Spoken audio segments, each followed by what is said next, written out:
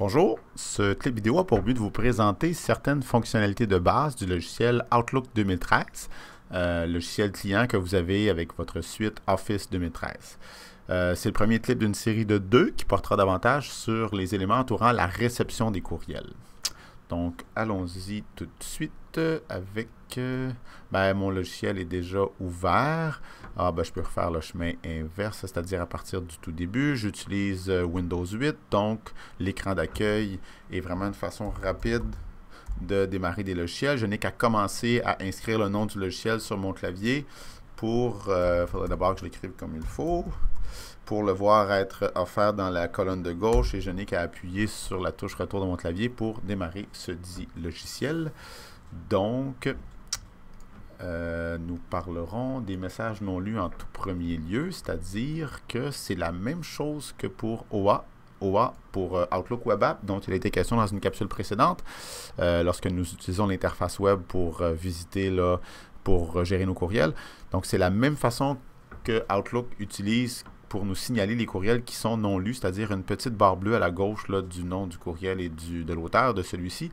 Si j'étais ce courriel-ci est sélectionné dans un premier temps et je m'en vais à un autre courriel, automatiquement la barre bleue disparaît parce qu'il est considéré comme ayant été lu, même si je ne suis resté sur celui-ci que quelques secondes. Vous l'avez remarqué. Si jamais je veux reconsidérer ce courriel-là comme étant non lu, là, je peux moi-même cliquer puis la barre bleue réapparaît. En plus de cette barre bleue-là, on a le vieux principe des drapeaux là, qui était la façon de First Class de signaler certains courriels. En fait, avec Outlook, on a les deux façons qui nous sont disponibles. La vraie façon que lui utilise pour nous signaler les courriels non lus. Puis en plus de cela, j'ai les fameux drapeaux que je pourrais activer ou ne pas activer. Parlons maintenant de l'ensemble de l'interface. Désolé, ma fenêtre est relativement petite, là. Mais on remarque rapidement que c'est séparé en trois sections. La colonne de gauche qui m'offre des outils de navigation, la colonne du centre qui m'offre la liste des courriels dépendamment de l'endroit où je me trouve, puis le corps du courriel ou le contenu du courriel en tant que tel, c'est dans la colonne de droite complètement. Au bas de l'interface qui m'est offerte, j'ai la section du courrier qui est celle qui m'est offerte là, dès mon entrée dans Outlook. Je pourrais aussi aller consulter mon calendrier, les contacts dans Personne, les tâches et certains autres modules que j'oublie. Bref, on va surtout se concentrer sur le courrier pour l'instant. Alors, je voulais vous parler aussi de la zone des favoris qu'on retrouvait aussi dans OA, c'est-à-dire dans la version web là, de Outlook. La zone des favoris m'offre trois répertoires qui sont automatisés encore une fois, c'est-à-dire que automatiquement tous les courriels que j'envoie vont être hébergés dans la section des éléments envoyés et automatiquement tous les courriels que j'ai commencé à rédiger sans avoir eu le temps de les envoyer, là, ils seraient hébergés dans Brouillon.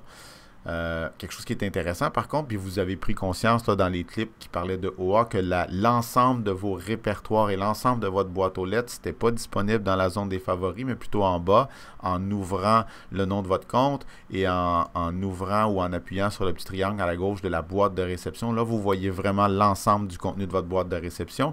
Ce qui est intéressant, c'est de profiter davantage de la zone des favoris pour y apposer peut-être les dossiers que vous consultez le plus fréquemment. Là. Par exemple, moi, j'ai ces deux répertoires-là là, où je mets 99% des courriels que je désire conserver. Je n'ai plus besoin de naviguer dans le bas si j'ai ajouté ces dossiers-là ou des raccourcis vers ces dossiers-là dans ma zone de favoris, ce qui n'est pas plus compliqué à faire qu'un glisser-déposer. Ça peut être très utile. Revenons dans la boîte de réception et prenons pour exemple un courriel. Tiens, par exemple, celui de Joanne, j'ai reçu ce courriel-là, je n'ai rien fait, je n'ai pas répondu à ce courriel-là encore. Si je prends le courriel d'Alain, c'est intéressant de voir que Outlook me signifie que ce courriel-là, j'y ai répondu déjà.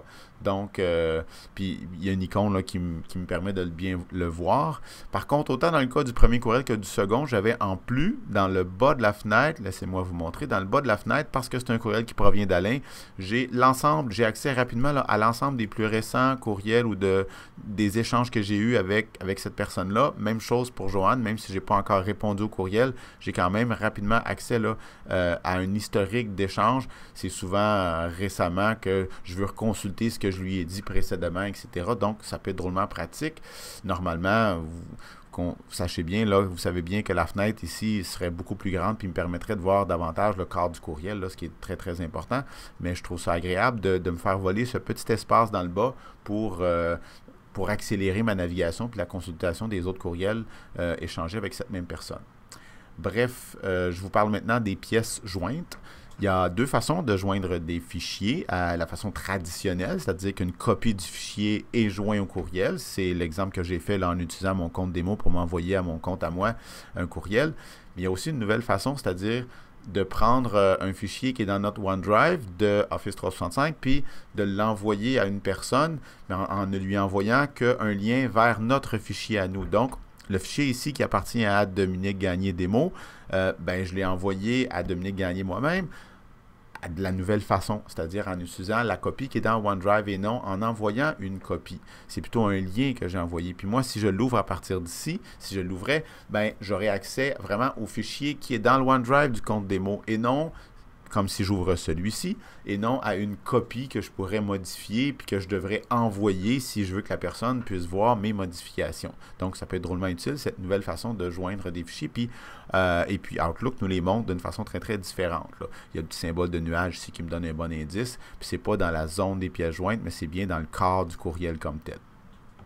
Je voulais vous parler aussi de on a deviné tantôt lorsqu'on pouvait naviguer à gauche ici qu'on pourrait prendre un courriel et tout simplement le glisser.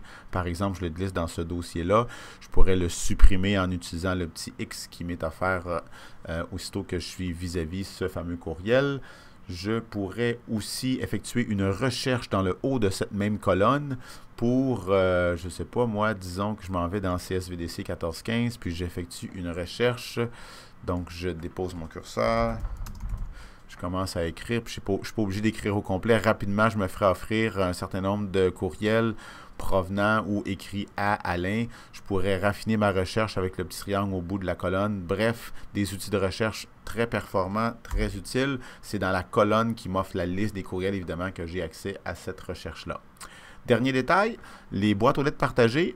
Vous avez compris tantôt que sous mon nom, mon adresse de courriel se trouve l'ensemble de mes courriels puis de mes répertoires dans ma boîte de réception. Je peux avoir accès, en plus de ma boîte de courriel officielle, à des boîtes de courriel partagées.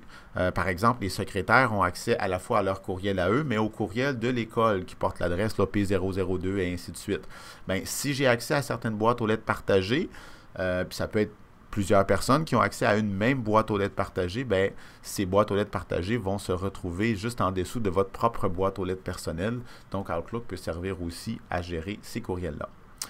Bref, je vous laisse la suite pour un prochain clip. Alors, merci beaucoup. À bientôt.